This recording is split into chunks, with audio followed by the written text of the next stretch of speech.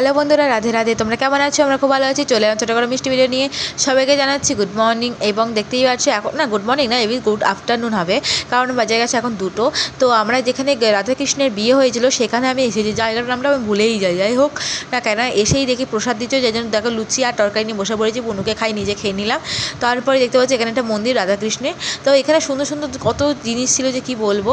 তো এই যে কুয়াটা দেখছো, যখন রাধাকৃষ্ণের বিয়ে হয়েছে তখন 7টা নদীর জল এখানে নিয়ে এসেছিল কৃষ্ণ।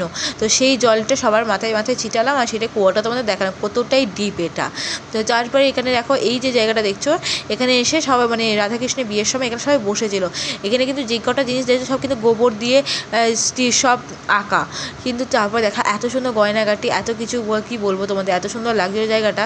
যে গোপালের জামাগুলো দেখেছো কতটাই সুন্দর, দেখে তো জাস্ট মন ভরে যাবে। এসে দেখি বিয়ে হচ্ছে, আমি ভালো মানে কোনো ছেলে মেয়ের বিয়ে হচ্ছে, যে না একটা ফ্যামিলি দমদম থেকে গেছে, রাধাকৃষ্ণকে নিয়েছে এখান থেকে।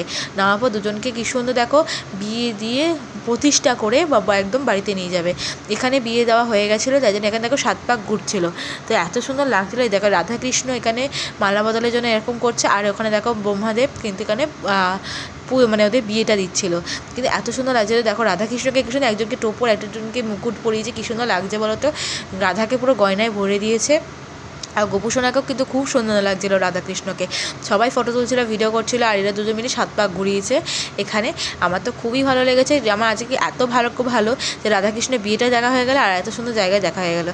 এখানে দেখো রাধাকৃষ্ণ মালা বদল করছে, এই জিনিসটা এখানে